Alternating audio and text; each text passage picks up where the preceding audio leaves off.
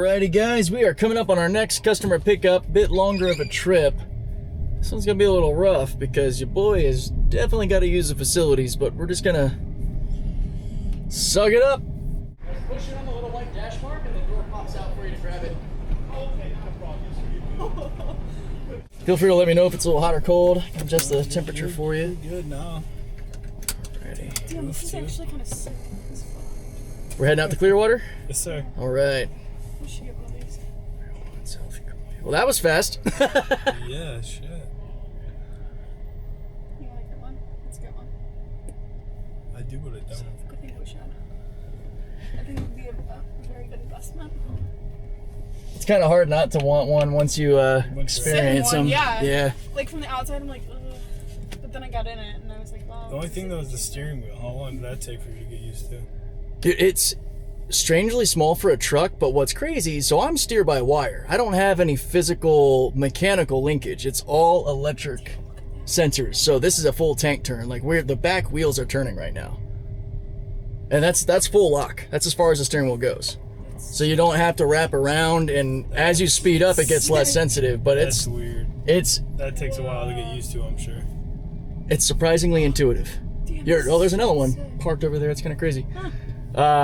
But what's cool is like any tight turns, like I squeezed this thing through a drive-through that any other truck would have been bumping over a curb on. Yeah. And it is kind of small in your hand, but you also don't have the weight of a steering rack and all, so you can just with like one finger. Now I'm understanding. I was like, why are we talking about the steering wheel? What's so different? tiny. Yeah, it was gonna originally be like a yoke and not have the upper bottom, or sorry, the top or bottom, and they went with what they call the squircle. That's the name of it. Sort of a hexagonal little thing, but it feels like where they put the angles on it, it feels really natural. I mean, even for it's torquey, of course, as you can imagine, but that tight steering is so nuts, and of course you have that crazy instant Tesla power. That was insane. And that was quarter throttle. That was crazy. Because we're in these areas. No lag with What? electrics. That was Yeah. insane. I'd fuck shit up in this, honestly. No, I would be screwed. This thing would be crushed. I'd be plowing into everything. That's where she's just gotta, when you're having a little too much fun, you just put it in self-driving and the car takes over and you're like, okay, I gotta chill. That's probably what I would do, yeah. Yeah. The windshield is ginormous, too. It is. You wanna see what's really wild? Watch the katana in action. What in the world? Whoa. That's your wiper blade. Jeez. It gets the job done though. Yeah, but how much does it cost to replace one of those? I don't want to think about that yet. I actually don't know. Yeah, I didn't even think Haven't about had to. Did you lease or buy? Probably can't go So to this actually is not mine. This is a buddy of mine. My wife actually has a Model Y and I have a Model 3. So your buddy lets you drive it for a Tesla? Or Yeah, That's awesome. he approached me and was like, dude, what if you used my Cybertruck to show people what it's about? And I was kind like, of love that. if you're down, I'll do it. Because I mean, I've had a YouTube channel for years covering self-driving Tesla, getting reactions from people, this sort of thing. That's why I got the cameras and all. Okay. But yeah, that's what he was like. On YouTube, me being like, holy shit! Honestly, that's what my audience loves the most. Like, the more outlandish the reaction, the happier they are. But this is kind of what I'm used to being in, is, you know, the 3s and Ys. They're a little bit more conventional, still incredible technology. Not quite as insane as something like this. Yeah. But still, the self-driving and everything else, it's been a blast for years. And Shit, that's like a TV. Yeah. Pop some Netflix on that puppy? You can. when you're parked, yeah, you can. You have Netflix, Hulu, YouTube, I think TikTok, all of Connect it. the Switch if you wanted. Oh! Yeah, you can actually connect gaming controllers and everything. So like when you're charging doesn't take long. It's like half an hour at the most. But while you're there, you can be plugged in and gaming. That time's gone. Nice. You're like, oh, I have to leave. I don't want to leave yet. I thought it was like so much longer than that for a charge. For a full charge, it only takes like 30 minutes? Yeah, and most of us will our full charge is like, 80, 90%. We don't really go all the way to 100 because it slows down as you fill up. And that's true of like pretty much anything with a battery in it. Going from 5, 10% up to 60, 70% is like the first 15 minutes, 20 minutes, and then it just lags as you're trying to get all the way to 100. Best analogy is think of a parking lot. When the parking lot's empty, everyone can find a parking spot easy. Okay, but imagine your truck stuck in there. Ain't nobody getting in there. That's actually a good analogy. Another one using the analogy of stadium. Like going to a football game or something, and like people can just go into whatever seat, but then the last couple of people got to find their seat. Right, correct. That's how the little lithium ions are, because they have to find their spot on the cathode. They can't just all flow in. They just find wherever path least resistance. Yep. When near the end, there's more resistance. So. No, and right now I've actually got the version 13 self-driving on. That's the new Model 3. Gorgeous new design. Yeah, they're cool. New Model Y is pretty sharp too. I have my issues with it having the light bar, but it's growing on me. You know, people do like it. I've seen them around in person, and I'm getting more and more used to it. They kind of have like the Cybertruck light bar sort of aesthetic on the Model Y now, and it was a little jarring for me at first, but... Is this the... Because I know there's 3 different classes of Cybertrucks, isn't there, like, as far as battery size? Yeah, this is in the middle. This is the all-wheel drive. So it has the same battery as the Beast, it just has 2 motors instead of 3. That's the big differing factor between them. Same hauling capacity. Range is pretty similar too. This actually has a slightly longer range. Actually, the longest range is the one that just came out for like 62 or so. It's the rear-wheel drive. Yeah. It gets, I want to say, about 340 miles. How many miles does this get? Close to 300. It's rated for like 315 or so. Real world miles though, especially with me having more than one person in the car, usually I'm probably getting closer to like 260, 280. Okay. But you don't actually feel that so much, especially with the chargers are literally everywhere now. I mean, there are no more charging anxiety. All these red dots, you can, we've traveled to California and back in our Model Y. We're actually about to go up to North Carolina next week. I mean, there's really no more anxiety about will you make it. One of my biggest fears, I feel like, with it, is I was always like, I'm going to be stranded in the middle of nowhere.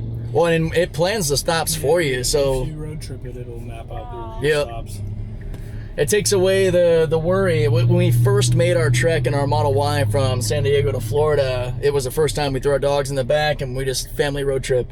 And the only thing that stood out as an annoyance had nothing to do with the car. We forgot about time zone changes. So we ended up arriving at each of our Airbnbs like an hour late. Yeah. Like, damn it. But we never had to worry about charging, never had to wait for a charger. Our average stop when you're road tripping is like 12 minutes because you're not filling up all the way. So it was very comparable to being in a regular car, except in her car, we didn't have FSD, but we had autopilot, and on a straight road traveling across the country, that's all you need. It took so much of the mental fatigue out of the equation. That's kind of nice for Lyft or whatever. You can get money by actually having self-driving on. You don't have to really, you can just sit and talk and... Yeah, and I'm still supervising, making sure it doesn't do anything dumb. It does dumb things far less frequently. Honestly, this version 13 software is pretty much prime time, ready to go. 3 different driving versions, like chill, standard, and like... Yep. Now it's chill, standard, and hurry. Hurry, yeah.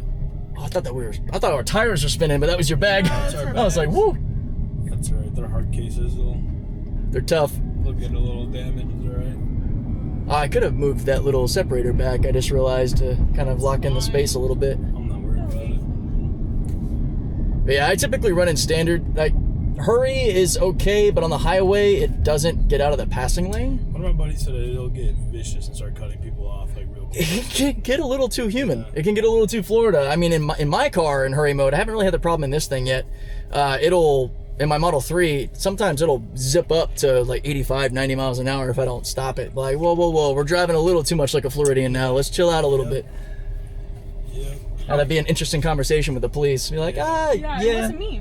It really wasn't me. Yeah, we come from Chicago, so you get a lot of crazy drivers there too. I could imagine, yeah. Chicago traffic, everyone's in a rush. Yep, everyone's 10 minutes late for some reason, and not a bit of etiquette anywhere you look. Yep, and if it starts snowing a little bit, people forget how to drive. And oh yeah, that's how I felt anytime a little bit of rain would hit the roads in San Diego or anywhere in California. I was there for about 10 years, and man, raining was just a bad day on the roads for anybody. Not that Floridians are really all that much better, for being honest. I mean, out here everybody likes to ride 2 inches off your bumper and swerve in and out. It's pretty wild. I would say of places I've lived, the worst drivers are here. Really? And I've even been through Vegas, all through California. California's got a lot of bad drivers. It's just a different kind of bad. It's a little bit more chaotic here than it was. I mean, it's funny because you go to like Europe and people are just always wailing on their horns and yeah, cutting people off. And I've heard that driving through Atlanta is 10 times worse than anywhere in Florida, so I probably will never want to do that. I did hate it when I drove through. I went to Georgia for a boar hunt and I had to drive through Atlanta, and yeah, it was pretty bad. Everyone's on your ass there. Let's see, Cybertruck did not move at all. Really? No, it was standstill. Sounds like a nightmare. That's another thing, like when you're on the road all day, the alleviation of the vehicle taking some of that load, especially if you're in stop and go traffic. That's actually one of the areas that I like self-driving the most, because you're not constantly on making the adjustments. You don't realize how much mental exhaustion there is there until you have it taken away from you. My one buddy said he likes the self-drive the most, like in the morning when he's going to work, so that he can start phone calls and all that as soon as he gets up. Just pop in self-driving and whip up the phone and to do everything except for pay attention to the road. Right, yeah. No, you should. I typically advise against that. The system is extremely competent, but you can never be too careful when you have the chaos factor of all the squishy humans that like to make mistakes. Correct. Because they're, for whatever reason, they got their phone in their face or all the problems. I've basically always assumed that everybody is going to do the dumbest thing possible at the worst time. Yep. That way you're just never really surprised. If I get to a point to where I'm aggravated, I know it's been a long day and I just need to go home. I know another guy that actually mounted his phone, I don't know what you want to call it, but like the holder for his phone, he mounts it on the steering wheel. So he's on his phone, but his Tesla will sense that his eyes are on the road straight ahead. Yeah. Even though his phone's mounted to. The other trick with that is if you've got your sunglasses, because it basically just, as long as your head's pointing in the general direction with your sunglasses on, it doesn't bother you. Or yeah, if you have your phone kind of anywhere in this general vicinity. In my Model 3, I actually have a Jowa magnetic mount coming off the screen that kind of holds it like right here. Because I'll often run, podcasts or YouTube in the background, but I'm not really giving it 100% of my attention, of course. Yeah. And I'm even on my own self quite a bit, trying to make sure that I'm a good steward of the technology. It's so easy to get complacent and over-trusting. Yeah. I mean, they're nice, but I feel like Tesla's at the same point. They made them very engineering smart, for like easy to take them apart and all that for people that get wraps. But at the same point, they do get very cheap in a lot of ways as well. Yeah, because they're very much about first principles engineering. Like, why go for the expensive, complicated thing when you can do it for cheaper with a simpler piece? So yeah, they're sort of miscategorized, in my opinion, as luxury.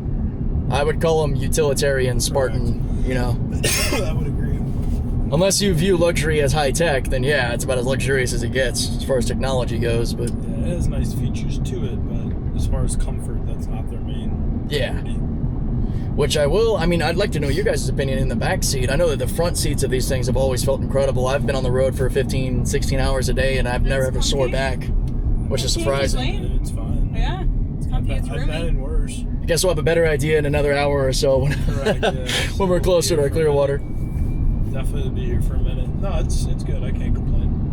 If anything, I think what's nice is the amount of windows you can really see all around. It really opens it up. It's kind of like when you have windows or mirrors rather in your room. It just makes it look bigger. It kind of takes away that claustrophobic feeling. I feel really weird now when I'm in a regular car that has a standard roof and upholstery. You just feel really closed in. The design is definitely weird though. Yeah. Oh yeah. The layout.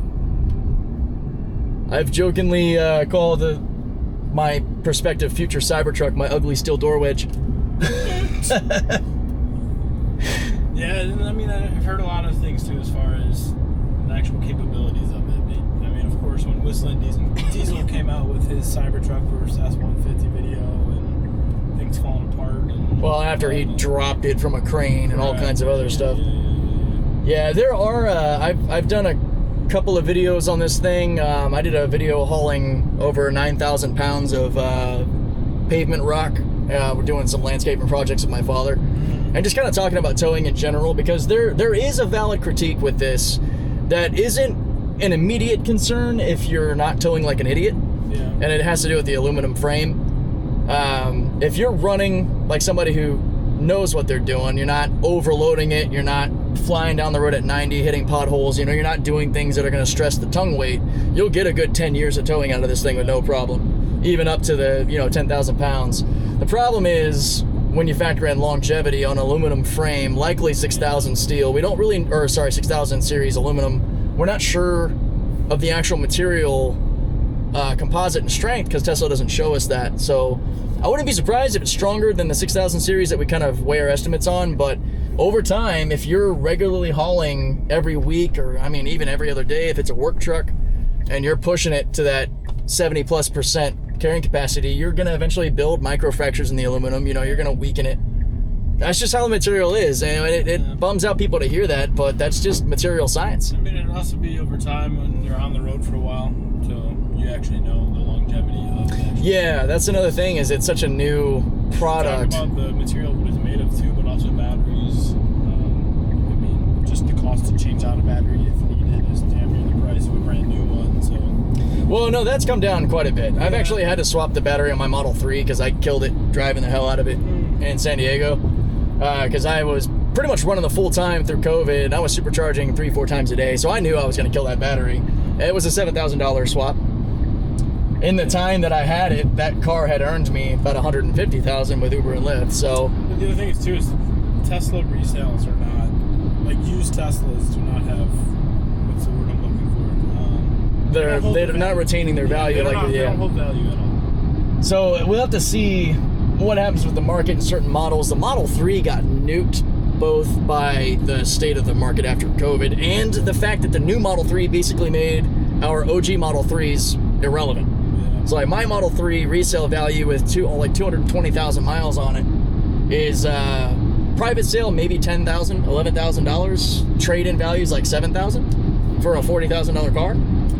Which is crazy, especially if you consider now the new Model 3 with the tax credits, $29,900. Yeah. So there are a lot of factors that impact that. It tripped me out. About driving this thing. No, like he's like not holding the wheel. Like I keep looking and I'm like, wait, what the fuck? Yep. Like what's going on? Now this drive to Tampa is a piece of cake. Maximus here will take care of it, no problem. Have you ever been in one of those Waygos, the self-driving? No, I want to. They're supposed to be coming out to Miami next year. Yeah. When I was in California, I was in one, and that shit's weird. I want to do some comparison stuff since I have a lot of experience with doing the self-driving Tesla side. We have a little autonomous like shuttle thing near Orlando called Beep that I still need to go over and try. It seems to be a very geofence limited kind of thing to kind of take you, I guess, maybe to Disney and such. Yeah. I'm not really sure its full extent, but I'd like to do a comparison video. I think that'd be fun. The Waygos are cool and all, but I heard the huge issue is if people forget to close the door. Oh, really? They're not automatic, so they'll just sit there. Oh, yeah, those little things you don't realize until you're actually trying to, put these things into action and see what happens. Like, there might be the Cybercabs Tesla's making probably have self-actuating doors. We're kind of hugging this line, bud. Yeah, What are you doing? Really just, Why are you so far over? I can't really nudge him without taking over. We're just kind of seeing if he's going to fix himself. Otherwise, I'll just correct this real quick. Kind of riding it.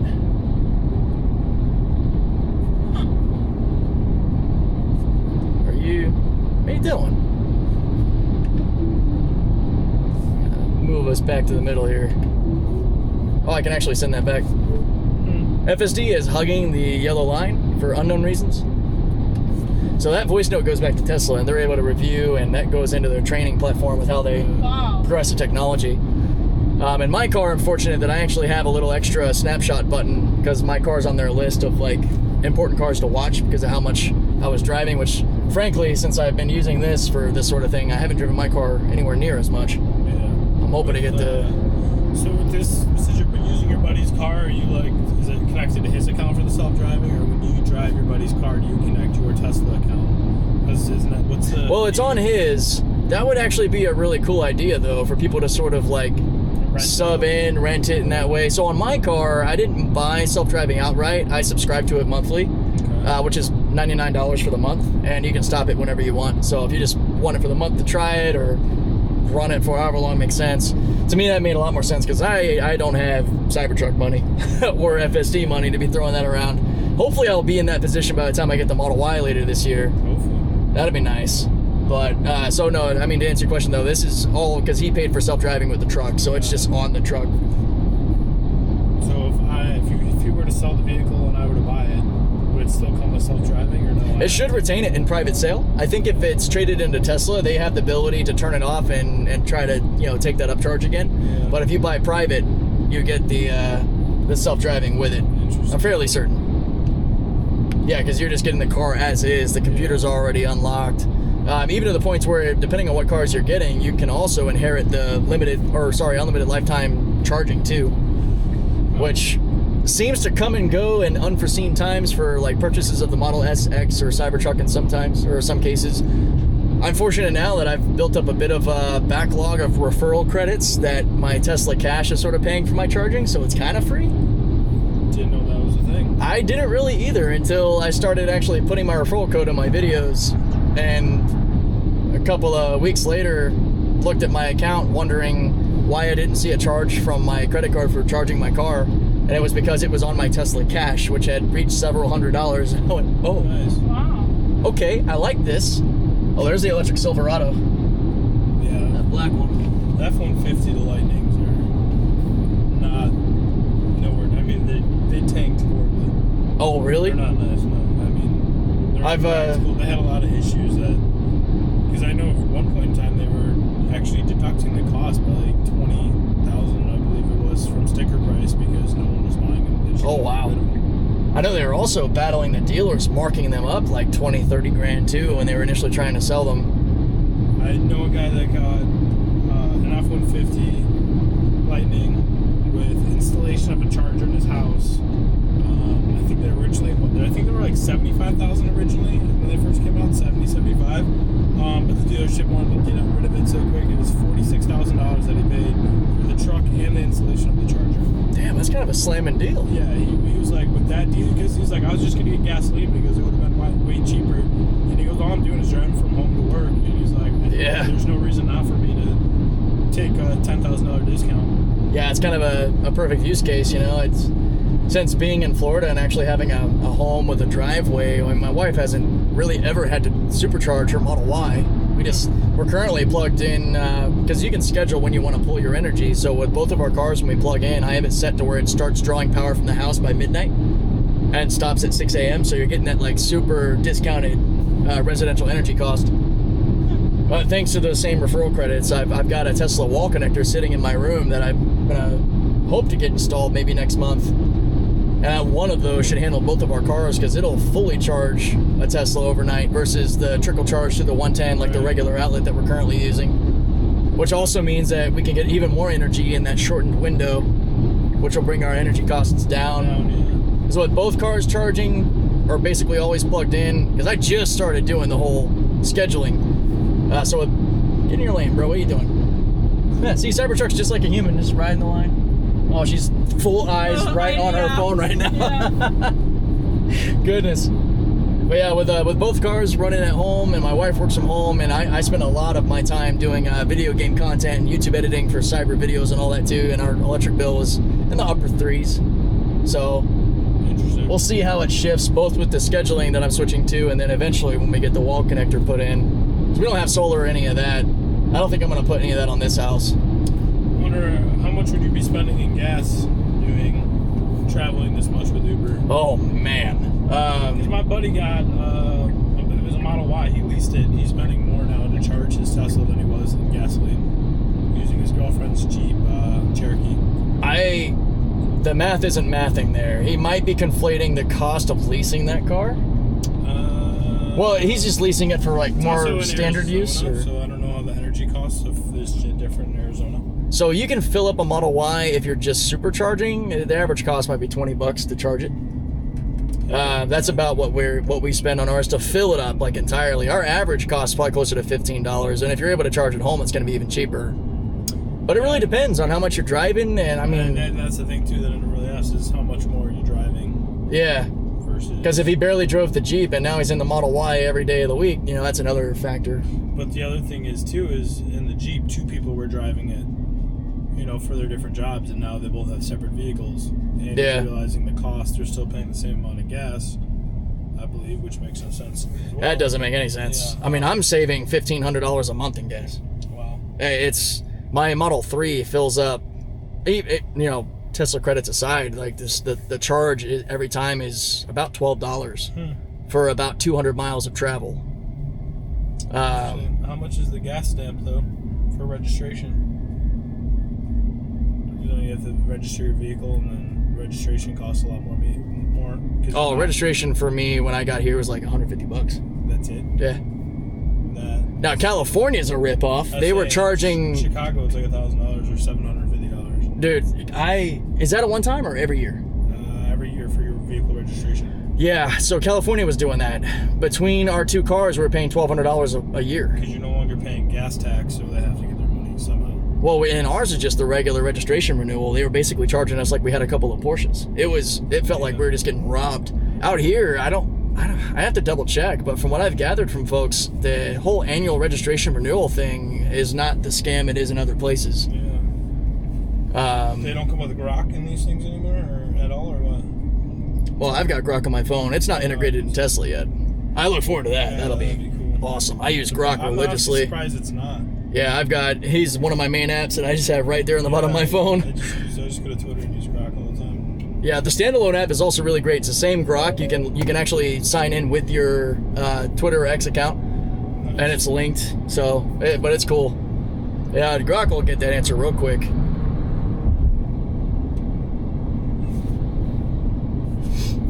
Yeah, the cost savings of being back in Florida versus California have been gargantuan in several areas. I mean, thanks to my military disability, I am completely exempt from property tax too, which is My brother wild. just got his.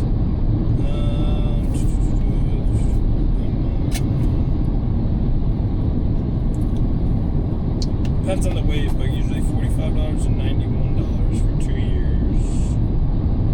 Original initial fee is $225. Yeah, I think mine was lower because of my military and stuff. I remember I got like veteran discounts. That sounds right. But yeah, I was asking because when we got out here, I was like, "So what's annual registration like?" And my dad goes, "What's what like?" Yeah. They don't even think about it out here.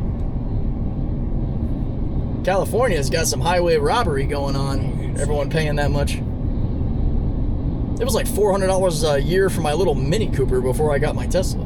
Jeez. I mean, pretty soon in California, you can't even have a gas lawnmower anymore. Pretty sure that's already in effect.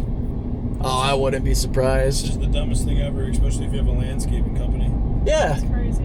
I mean, I've messed around and spent way too much money trying out all the electric stuff. I have the Ego mower, blower, weed eater, edger, and they're freaking great. They're stupid expensive, Yeah. but they're badass. They work really well. And they're only expensive because of the battery. I mean, the mower itself, like the body of the mower, was like 10% the cost of the mower. I dropped like $600 on my Lowe's credit card to get the 12 amp hour battery, like the big one that you put in, and that'll mow my lawn like 3-4 times before I got to recharge it. It comes with the charger you plug in, so definitely one of those leisure luxury technologies right now. They haven't gone through enough competitive iteration to come down in price. Yeah, but I mean, if you own a landscaping company where you're doing multiple businesses within a day, Yep. you can carry a gallon of gas, Exactly. 2 5-gallon things of it, and you can refill and you're good for the day. Yep. You got an electric, what are you going to do? Carry around a generator and recharge your batteries? And it makes no sense. Yeah, if you've got an ability, I mean, I totally agree with you. The gas makes more sense. The battery side is actually surprisingly fast. Like while when I do a battery swap and I throw that 12 amp back on the charger in my garage, by the time I'm done mowing, that 12 amp's fully charged again. Which I agree with. Which is kind of crazy. But if you're on the road, where are you going to charge it? Bingo. Yeah. If you got one of these, you plug it into the back of the truck, or if you got a pickup truck that's got an outlet, you can do that. You can turn the truck on. So I'm just kind of brainstorming, like, how would I? It would be a lot of overhead, though, if you're running a business, in your example. I think, honestly, government needs to stay the hell out of our decisions when we're buying stuff. Like the whole, no gas vehicles made by 2035, I think is the stupidest thing I've ever heard. Yeah. Good thing that's no longer in effect. Yeah, exactly. That would be insane. Let people And we also buy don't good have products. We don't have a power grid that supports it either. Yeah, I mean that's Imagine like all the old ass people like that have been driving gas cars for their whole entire life, and they're like, "How do I work this computer? What does this do, Yeah, Hickey? How do I do this?" And then the conspiracy theorists inside you too. It's like, I don't want the ability for someone to turn off my car so I can't drive. Yeah. You should not restrict my Like freedom. that. What was that movie that came out that the Obamas made? I never watched it because I was scared. But it was like something like literally in the end of the movie, it was like all the cyber cars got like hacked. And Isn't that the one where like all the white Teslas turned off or whatever? I think so. Yeah. I don't remember what it was called. I was like, this is gonna freak me out way too much. Well, I can alleviate some potential misinformation. Like nobody can hack your Tesla and tell it to turn left. Like the self-driving is in the car. It's not over the internet. Oh, okay. So like they would have to be in your car with you to break into the computer. Okay. I did not know that. Yeah, That's it's a localized computer. There's no way to get in from the outside, and they even pay the white hat hackers to break into the cars from the inside, and the white hat competitions to see how strong it is to make it better and stuff. But I've gotten that question a lot, where people are like, well, what if somebody just decides to run you off the road by telling your car to turn left or hit your brakes? And I'm like, that is full-blown media hysteria. That's not real. The movie was Leave the World Behind. And with the Tesla portion is when all hell was breaking loose or whatever, they purposely hacked Teslas to clog expressways and roadways so that people can... Yeah, I remember seeing that scene where like all of them were sitting there. Yeah. Yeah, no thank you. I do kind of really It was a like silly this movie. stuff. I think it's nice. If this thing's a little too crazy, I would. Tesla is so chill when it comes to like doing test drives. That was another one. They'll let you like take the car for like an hour to go drive around, see how you like it. They're very hands off. They basically say, "Are you comfortable driving it on your own?" Like they'll go with you if you want. Yeah. But usually they give you like a quick crash course. Like this is how you turn it on.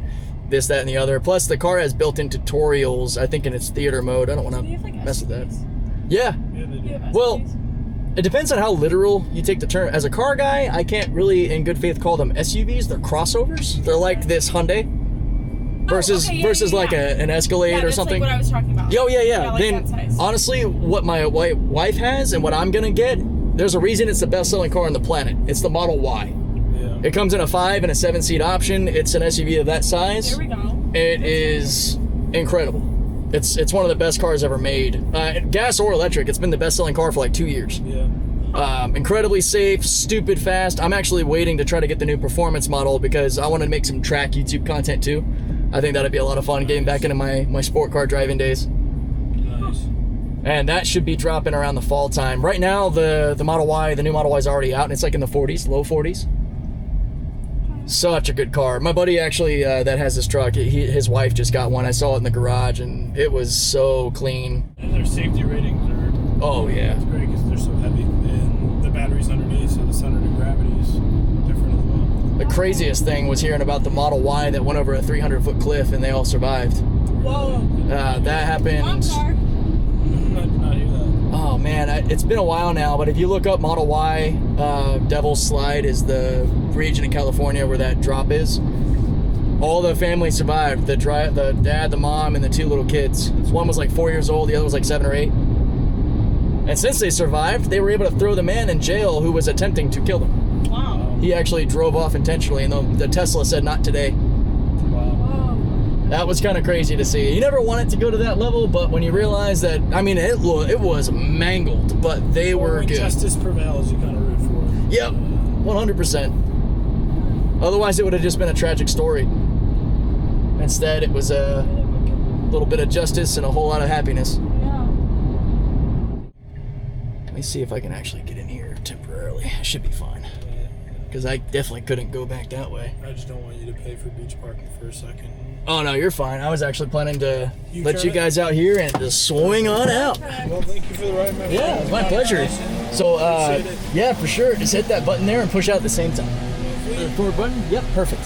All right, let's get out of here. Gotta love this steering angle on this truck, dude. Incredible. And we gotta find ourselves a spot for me to stop and use the facilities. Great conversation, a whole lot of fun. I'm pretty sure I lost the forward camera, or the cabin facing camera. We got just the forward looking camera, pretty sure. Yeah, we're still, almost dead. But I hope you guys enjoyed that. Probably broke that down a little bit because that was a long 1.5-hour drive out here to Clearwater. But great people, good conversation. It was fun showing them what the Cybertruck could do. Try to get out of this busy spot, beautiful area. But yeah, I'm gonna go ahead and wrap this up. Let me know what you think down below. I'll catch you in the next one.